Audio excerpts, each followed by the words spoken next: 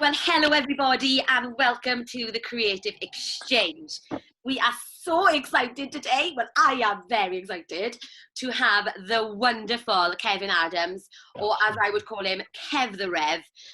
He is an incredible guy. He's going to tell you a little bit more about himself in a minute, but he's mega precious to me and to Di. He has had a huge influence on us in creativity, in our faith journey. He was our pastor growing up. I think his passion for revival was what sowed the seed of passion for revival in Wales in my heart, and I just cannot wait for what we are going to glean from him today. So, Rev, tell us who you are and just a little bit about your kind of life journey up to this point and where you actually are now.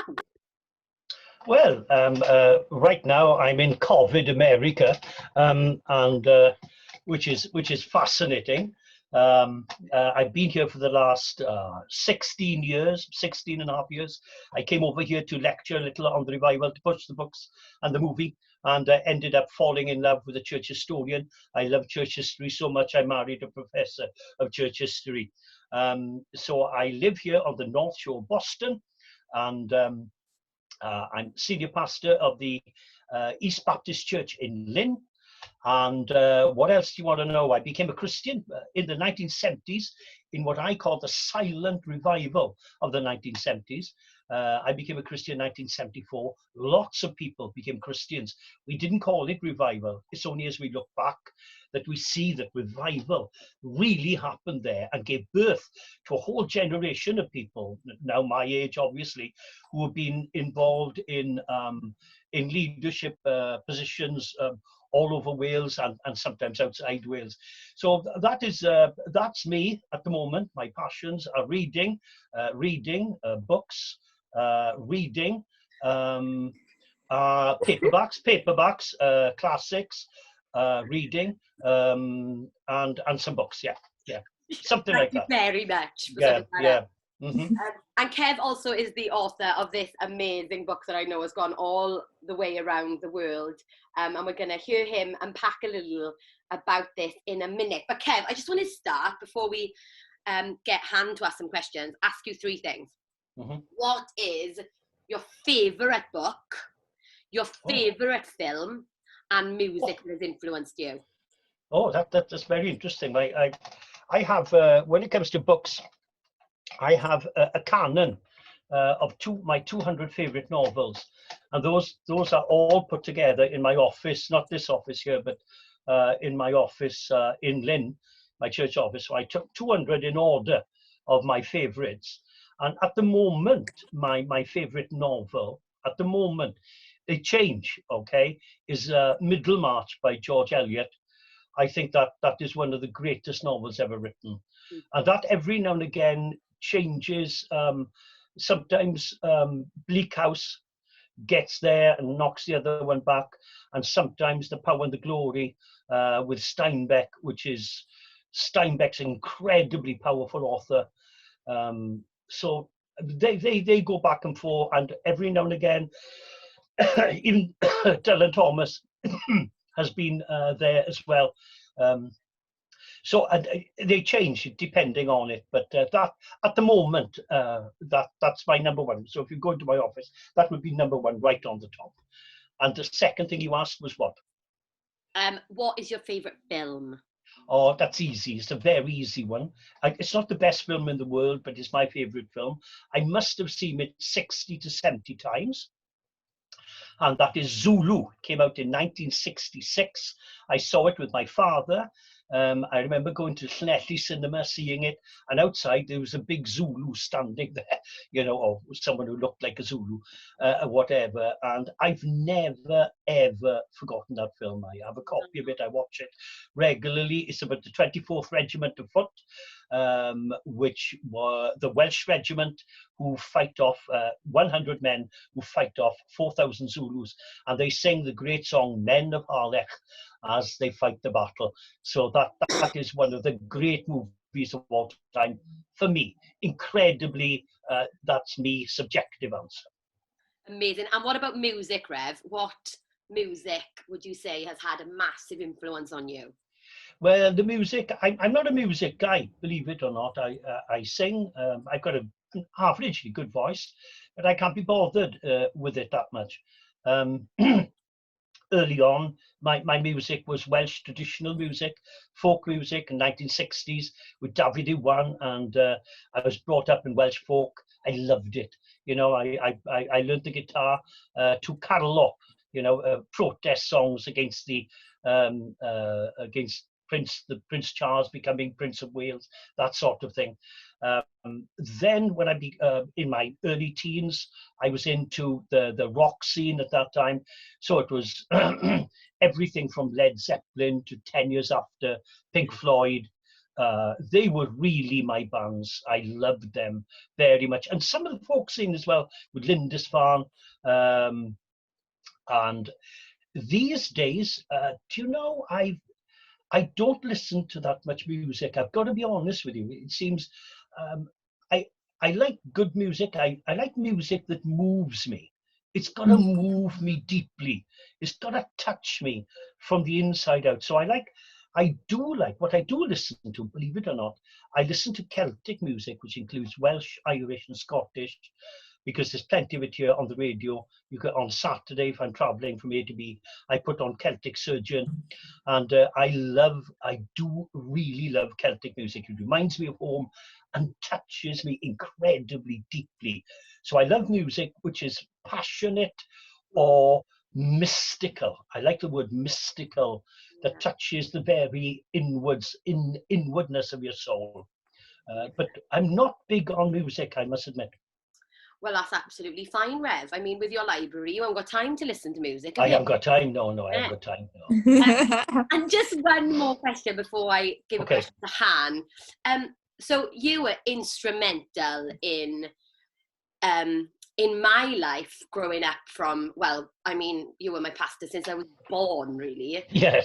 Till I was 18. And what you did was, throughout our youth years, you did drama clubs with us. You sowed so many seeds of creativity. And I know that creativity and faith are two of your biggest passions. You wrote so many of the dramas that we went all around Wales with, with the message of the gospel. Why do you love creativity, Kev, in like a sentence or two? And why do you think it works so well in the context of talking about the gospel? I think a number of, so many answers to that, but let me give one answer that I use at the moment with students. I mentor students in the church from the seminary, Gordon Conwell Theological Seminary, and we get students there, mentor them. And I tell them, I generally mentor them in preaching, how to preach. And what I tell them is this: the greatest heresy for preachers is to be boring. If you're going to bore people's pants off with the truth, that's the worst heresy, because you're making something which is incredibly brilliant dead. You're presenting a live thing as a corpse, and people are there watching a corpse and, you know, rotting for the next half hour, if you like. And so there needs to be creativity in all sorts of things. For me at the moment, my main area of creativity is the actual sermon. I believe that the sermon is an art form. Which needs to be seen in that sense. I'm not a writer. My wife's a writer. She's very good. She can do that. I can't. I can write poetry. I can actually write poetry now, which is unbelievable. I never thought. I started writing poetry about 3.5 years ago, and I've written quite a bit. And I love that. But that's more personal. That's me expressing myself personally. And it's and with poetry, for me, I can express something I can't say. I can say it in different language. And I love that. I just love doing that. Preaching is my main area. Then I don't do drama anymore. But I'm inside. I love those times, the whole drama thing. And one of the reasons I did drama at that time was that Christians were doing drama and boring everyone to death with it. Christian drama in the 1980s, 90s was terrible. It was just terrible. It was badly acted, it was badly done. It wasn't funny, it wasn't incisive. So we wrote things and did things which were on the edge. So my big influence, of course, in writing all the sketches I did was Monty Python's Flying Circus. That was my big influence, and I still watch Monty Python now. I've seen the series time and time again, and what I've discovered is when I watch the series, I think they've copied me. I actually think they've copied me, because so many of my sketches are like Python. I think they must have got that from me. But of course, it's part of me, you know. The dead church sketch based on the dead parrot sketch, which is a very thing, and then the other one about a man coming in to hospital, you know, and he's bleeding all over the floor, and someone's asking him, and your name, please. But I discovered that was a Monty Python sketch, which I didn't know. I'd seen it there. So, you know, creativity is key. If you're not creative, well, you know, and you're all creative in different ways. I'm not creative singing and things like that. I'm not that. But, you know, everyone's got something to be creative about, and you've got to work on it. It's not automatic. Yeah, no, absolutely, Kev. Thanks so much for sharing that. And we know that, you know, Welsh revival history is a massive part of your heart. And so I'm just going to pass this on to Han now and get her to ask some of the questions that's on her heart. So take it away, Han. Okay. Yeah. Carry on. I wondered if we could start with the question of what role do you think song played in the Welsh revival? Oh, it was huge. Of all the things really that characterised the Welsh revival of 1904 was song. That was everywhere. People couldn't help but sing. They had been touched deeply, and their response was to sing in the language and in the hymnology that they already knew. So if you were in Wales at the end of the 19th century, you were brought up with hymns, piles of them. Lots of these hymns have been written all through the 19th century. You sang them on a regular basis. You had a Gymanfa Ganu, a singing festival that you went to. There was a big organ in your church, and all these different things. You were brought up to sing. The Welsh people sang, okay? But when the revival came, what happened was these songs became real. The theology of the songs came alive. They came alive because people's hearts now understood them. They understood what they were singing. They've been singing these things for years. But it just came alive. And, you know, the famous one is Here is Love Vast as the Ocean. Wasn't the only one by any means. So that they recognized Here is Love Vast as the Ocean, loving kindness like the flood. You have the whole idea of the flood of God's love coming down. That's exactly what they felt. So they sang what they felt. So what happened was, instead of having hymn books disappeared. They went. During most of the revival meetings, especially with Evan Roberts himself, they just pitched songs. So for the first time, or one of the first times, you've got a charismatic service. I use the word charismatic with a small c. So people would just pitch songs and everybody would join in. They all knew them. They all knew the songs. So someone would begin singing from the back and everybody would join in. Choruses were thrown in. And it became a revival of song. Actually, it was even criticized for being so full of song.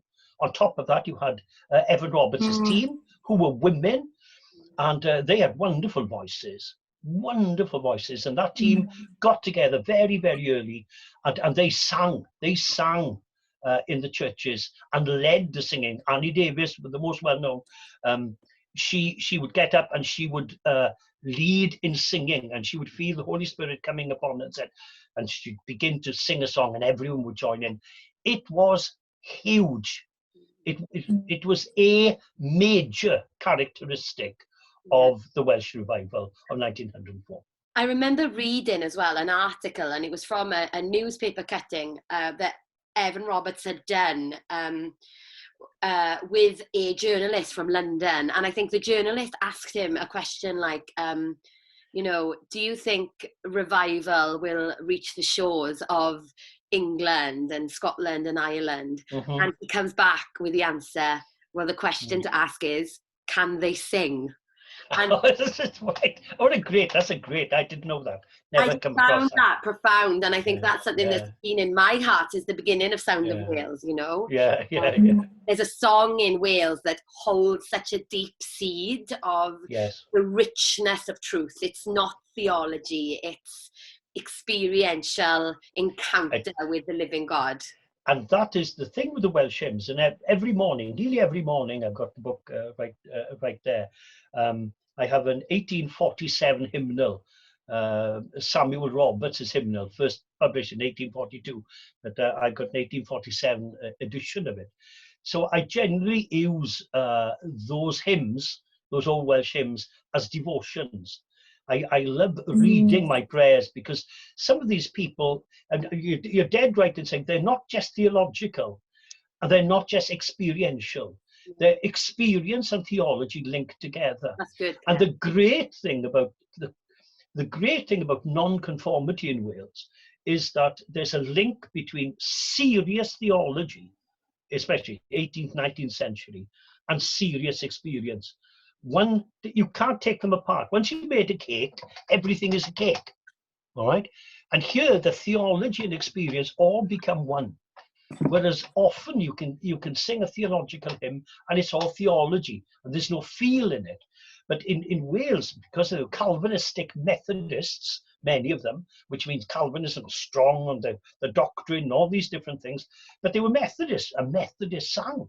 So you have this serious understanding of biblical theology mixed up with song and really thrown out as song in revival, not just in revival, but at any time. So you get those two things.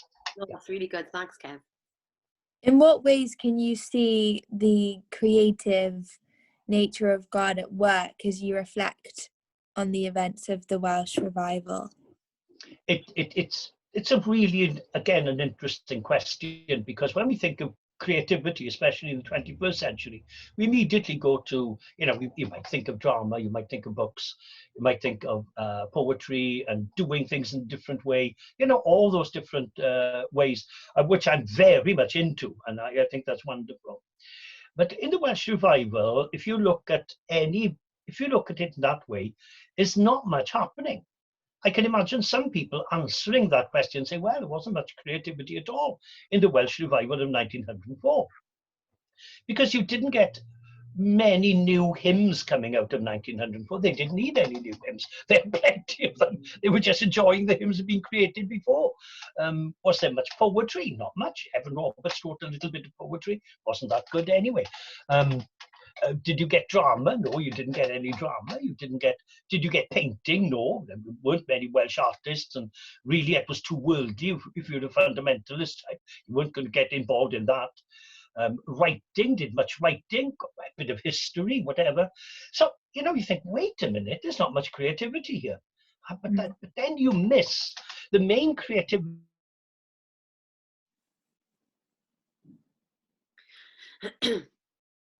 Oh, the joys of Zoom. It's all frozen. He will come back now.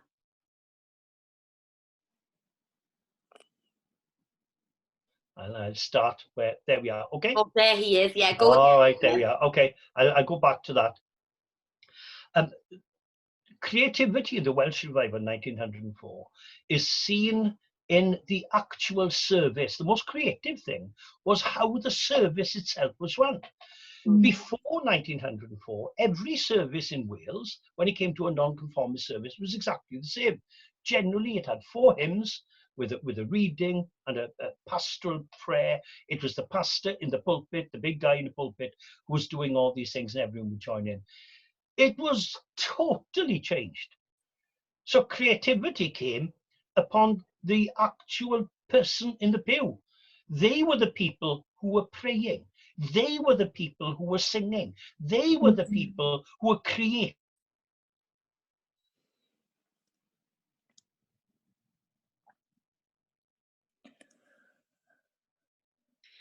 The joys of Zoom in America. Don't worry, Oh, there we are. there we are. We good. You Keep going. take the women with Evan Roberts. The reality is they were creating things all the time. They were creating an atmosphere by being open to the spirit. They were reacting. This was brand new. Brand new. That's why so many people came. One of the things was they'd never seen anything like this before. So it's incredibly creative, but it's a creativity that comes from the inspiration of the spirit at the time. It's not your typical creativity that we think of today, if that makes sense. Yeah, absolutely. Can you mention any sort of specific ways that creativity was nurtured? It was. I don't think it was. I don't think it was. It just happened. It was Okay. nurtured. It was nurtured by Evan Roberts himself. Let's say that. I think that's fair to say. So Evan Roberts would say at the beginning of the service, sometimes he would go into the pulpit, sit down in the pulpit, say nothing. He would say nothing. He just sit in the pulpit. And so what he was saying, be open to the Spirit. If the Spirit, one of the things he said very early on in the revival, in the first week of the revival in Lacha, he said, you know, if the Holy Spirit comes upon you and tells you to say something, do it immediately. Instant obedience. So people were nurtured by his example. All right. And it's the example of Evan Roberts that's big. I wrote an academic article with my wife, the only time my wife and I have ever written an article together or a chapter together in a book. And we wrote on the influence of Evan Roberts on the charismatic movement and the Pentecostal movement of the 21st century. And it's huge. It's huge. For instance, if you've ever heard of Azusa Street, 1906, the beginning of the Pentecostal movement in Los Angeles, really their hero was Evan Roberts. So what they were doing, now they'd never met Evan Roberts, but they'd read about him. So they read about this person and they wanted to do something like Evan Roberts was doing it. Now that had already happened in Wales. So there are many people in Wales who were imitating Evan Roberts, being open. So it was the example of Evan Roberts rather than the teaching, detailed teaching and nurturing. There was no such thing as this is how you do evangelism, or this is the ABC of how to sing and lead a service. There was none of that, none at all. It just happened. But the reality is, you know, they've been having Sunday schools. And lots of people say this, oh, well, the word wasn't central. The word had been central for decades. This was the lighting of that bonfire. You know, November the 5th, I always remember the November the 5th in Britain, where you'd light the bonfire, you prepare the bonfire for the week to come. And then on November the 5th, you'd set it alight. Well, the bonfire had been built, all right, for years and years and years. What 1904 did was not add more to the bonfire, just lit it with gasoline. What, bang, up it goes. Yeah, That's it's there. so great. Yeah, it's I there. love that. And I love as well, I don't know, Han, whether you think the same here, like the spontaneity, like creativity is spontaneity. And I think sometimes we box it so much within certain categories. Absolutely. Yeah, the legacy of the revival, I hadn't even thought of that, is that it's letting the Spirit lead and it's not underestimating the power of spontaneity in our creativity. And spontaneity comes, you see, in the whole... Spontaneity is not always there with you. All right, let me give an example of creativity. So, as I said, 4 years ago, I started writing poetry. I've never written a poem in all my life, never. So I was 61 when I wrote my first poem. And I got up one morning and I had this idea. And so I wrote a poem. And I thought it was pretty good. Actually, it was pretty good. I was really impressed. I took notes on myself. It was very good.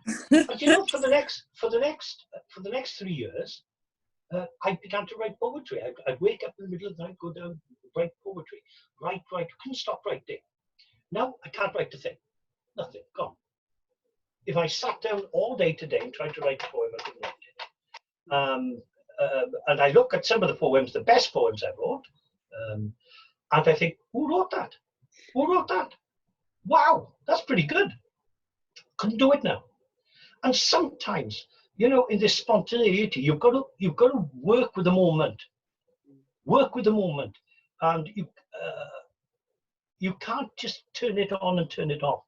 You can't. That's the danger, I think, of imitating. And I was speaking at the leadership forum in Wales, was it last week or the week before, doing a sort of lecture on this, and telling people the problem with looking at revival is this. People want to time travel, to use H.G. Wells's famous time machine book. People want to time travel back to 1904 and want another 1904. You can't do that. 1904 is its own context. It's totally different. You can't go back to the early church. Lots of people come to me, they say, oh, the early church, oh, that's what we need. Go back to the early church. I say, which one? Do you want to go back to Corinth? Do you want to go back to Galatia? I don't want to go back there, because they made a mess of it. All right, there's an evolution and growth. So what we've got to find out is what God is doing right now and respond to that. We can be inspired by the past, absolutely. That's why I read. That's why I read church history. I love church history. I'm inspired by it. I'm inspired by the great heroes and heroines of the faith. But you can't copy them. You mustn't copy them. And when people copy them, it becomes hollow and clangy and echoey and empty. And I don't want that sort of thing. I want it to be genuine and real. And when it's genuine and real, people know the difference. They know the difference. They really do. You know, so that's what my heart is there. And with revival, I always say this. I said it in the conference. Please have a wide definition of revival. Have a wide definition. Again, I note the silent revival in the 1970s in Wales. You know, where God worked in Aberystwyth University, Bangor University. He worked amongst the brethren, for instance, many Pentecostals. And so many people became Christians. Nobody called it revival. Nobody. Good. But God was at work. What was he doing? He was reviving. He was touching people. And I think we really need, we need not to try to get back to these historical instances which aren't going to repeat themselves. They aren't, because we've moved on. Not that we're better, but we moved on. It's different. You can't have 1904 anymore. You can't have 1859. You can't have 1762. You can't have all these revivals in that way anymore. They're gone. Leave them and be open to what God is doing right now. Amen. Yeah. So good. In what ways do you think the revival shaped the creative expression of the Welsh people? I think that's a bigger question than 1904, okay? So what I would argue is this. The creative expression of the Welsh people really is linked with Christianity and the growth of Christianity in Wales. So if you go back to the 19th century, for instance, so 19th century Wales, I love the end of the 19th century in Wales. Everyone's got their favourite period. At the moment, that's my favourite period. It used to be the 18th century, and then the early 19th, and I go back and forth. Anyway, the reality was that Wales was a sort of Christian nation. I'm very careful when I say Christian nation, but it was. Everything was influenced by Christianity. Everybody, not everybody, a huge percentage of people went to Sunday school, non-conformist Sunday school, Baptist, Methodist, etc., etc. They were brought up like that. What did they do in Sunday school? Well, they read, they discussed, they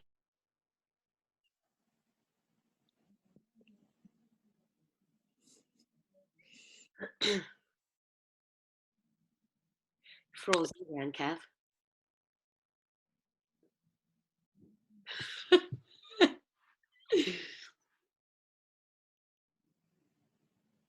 Come back. Come back, Rev. Come on. Oh, there we go. There we are. There he is. What you've got in Wales is a group of people, by the end of the 19th century, they have been brought up to go to Sunday school, to discuss theology, to to sing, to write poetry, and they were writing poetry, big time. There were many great poets. There were Eisteddfodau, where people would do the poetry, etc., etc. Most of it was Christian, and this, the nation itself was creative because of the influence of Christianity, and that's where you get the work. I love the idea, you see, of the working class Christian. And the working class Christian, let me give you a caricature of the working class Christian. Say a miner working in the valleys, all right? Well, he would go to chapel on Sunday. He would be literate. He would read classical literature, discuss classical literature. He would know his Bible back to front. He would be involved in singing. Very often at the end of the 19th century, he was getting involved in the union movement for social justice. They would go, if you go to, it's worth going to St. Fagan. And if you go to St. Fagan, go to the Working Men's Hall. You know the Working Men's Hall in St. Fagan. Look at the books, because the books are original. Look at the books, and you think, what? Working men reading these? Yes, absolutely. There was a literate society in Wales, and we've lost a lot of that. We've lost. The working class has become less literate because there's less chapel. And I really do believe that many, I mean, you take Dylan Thomas, Dylan Thomas. Dylan Thomas wouldn't call himself a Christian in that sense, but lots of what he says comes out of a Welsh religiosity, which is incredibly creative. When you read Dylan Thomas, man, Bible black, when he talks in his, I can't remember the name of the play, his play. I can't remember the name of it. How can I forget that? That doesn't matter. Under Milkwood. Talking about Bible black and the Reverend Craddock Evans or whatever. And it encapsulates something. The Welsh, there's Christianity everywhere in Wales. And it's still there, but not as much. It's still there, but not that much. It's part of it in the soul of Wales. But maybe what's needed is that again, and I go back to an earlier illustration, that needs to be lit again with an imaginative, present work of the Spirit that could set that alight in whatever that might mean in the 21st century. It's really good. In sort of coming to the end of our conversation, I wondered whether you could share some thoughts on the legacy of the Welsh Revival. How has the legacy lived on? Oh, it's big. It's big. It's good and bad. I'll start with the bad because I want to end on the good. Okay. The bad is, I've already mentioned it, but I want to underline it, is that the Welsh Revival becomes something that everyone wants to go back to. I've already said that. So that's a bad legacy. If you create something that's impossible to happen again in exactly the same way. So people are always trying to travel back in their time machines, and they're not making it. They're not making it. So you live a whole life waiting for God, and God who never comes, in the words of Samuel Beckett. So you're waiting for the 1904 revival, and the 1904 revival never comes. So you spend your whole life at the side of the road, like Esteban or whatever his name was, waiting for something to happen that's not going to happen. That's bad. That's not good at all. That's really bad. So that is one legacy that the Welsh people need to be very careful of. Because you hear people say something like this, oh, it'll all be right when the revival comes again. God can, please stop it. Stop it. Pray for revival, yes, pray. But pray to get involved right now. Do whatever you can right now. The positive thing, which is much bigger than that, is a number of things. For instance, it was a huge influence, as I've argued earlier on the growth of Pentecostalism. The way we worship today, all right, you can trace that back, if you like, to Evan Roberts, worship leading. Evan Roberts up front, open to the Spirit, what's going to happen, especially in Pentecostal circles and charismatic circles. Evan Roberts lives on. There, you see that influence. So it's a huge influence. Pentecostal movement, the fastest growing Christian movement at the moment in the world. All right, you can trace it. No, they wouldn't know who Evan Roberts was. Please don't. Actually, a number of them would. But most people wouldn't. But that's just norm. It's become norm. What he was doing was just norm. Has become norm now in certain circles. So that's one of the big legacies. The other legacy, and another legacy, is the beginning of new denominations. So you have the beginning of the Apostolic Church, for instance, in Wales, which spread in a huge way throughout the world. And I think, is it Nigeria? It spread in a big way in Nigeria. I can't remember offhand. So that is still going on. The things that started in 1904 continued on. Then you've got missions. So many people went on missions. One of the things I have in the seminary here at Gordon Cornwall is a number of students who are Korean. And of course, the Welsh Revival touched Korea in 1907. That was the time, and just a few, maybe 2 years after that.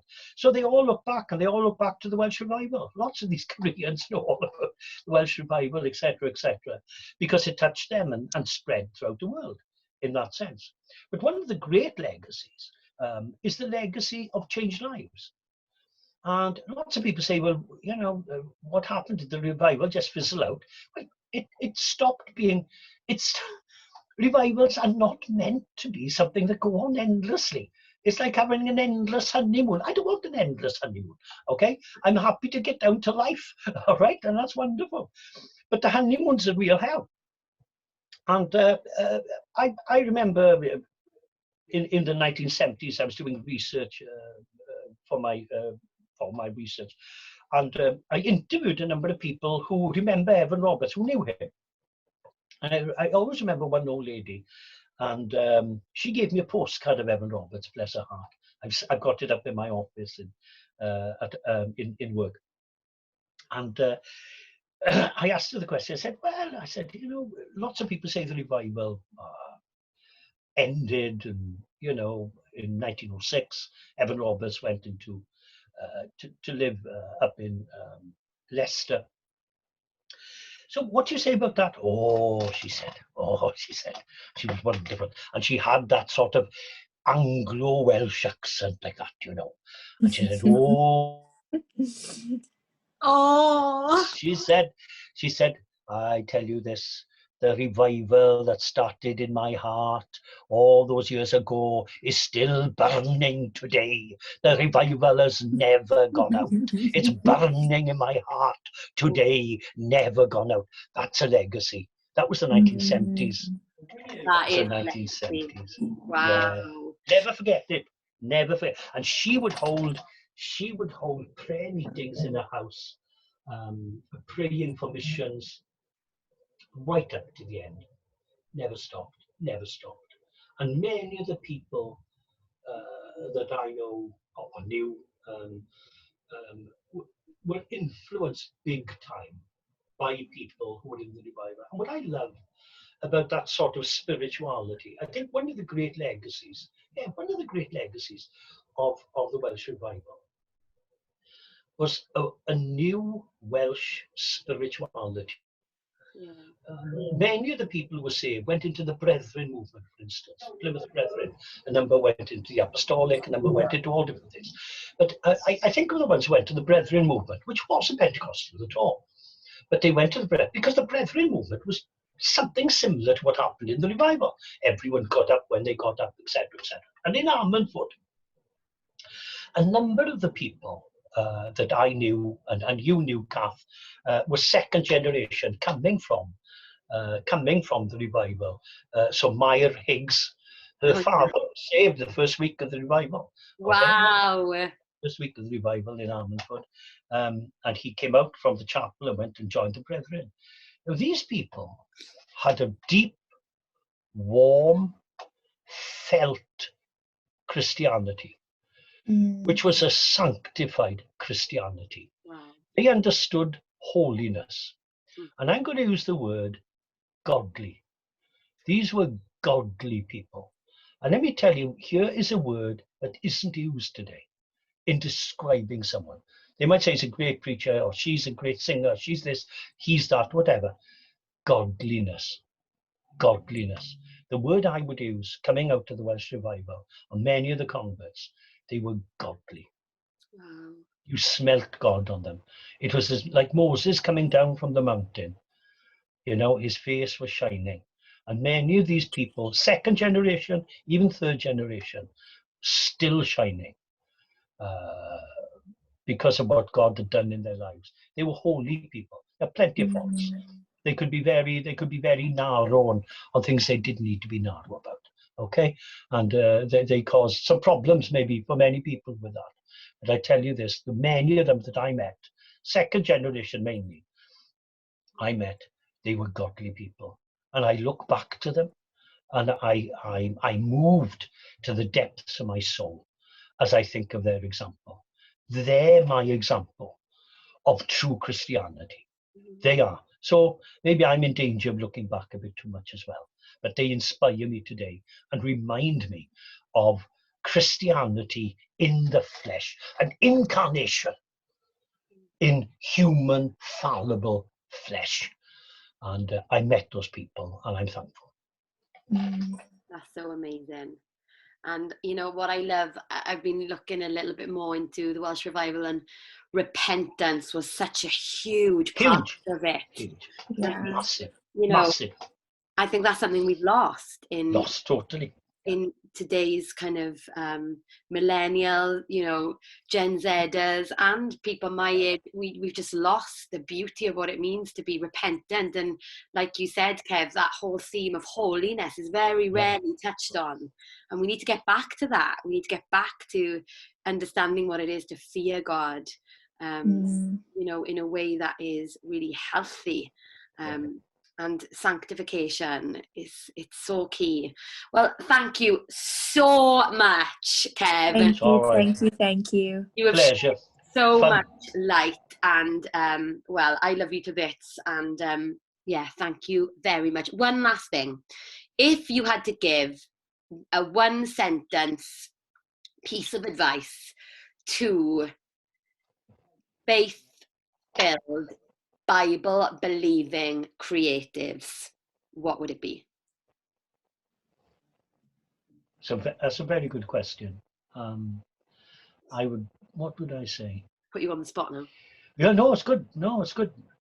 I think it's got to come from you. It's got to be genuine. It's got to be you. Don't try to be anyone else. Be you, because God created you. Don't try and be anyone else. Be yourself before God and use those talents, your personality, your gifting, honed, obviously. It's not automatic. Honed, but be yourself. When people see genuine, that's what moves them. Genuine.